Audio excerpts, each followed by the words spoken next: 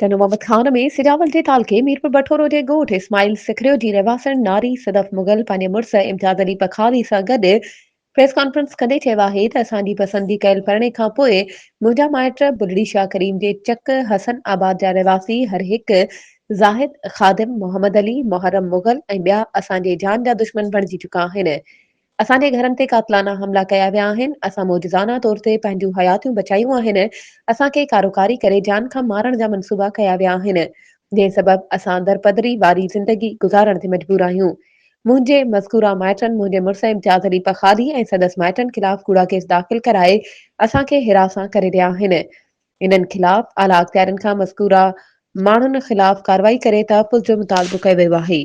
वधीक ख़बरुनि ऐं अपडेट्स जे लाइ असांजे चैनल खे सब्सक्राइब कयो ऐं हा, बेल आइकन खे प्रेस करणु न विसारिजो त जीअं असांजी हर नई अचण वारी वीडियो तव्हां ताईं पहुची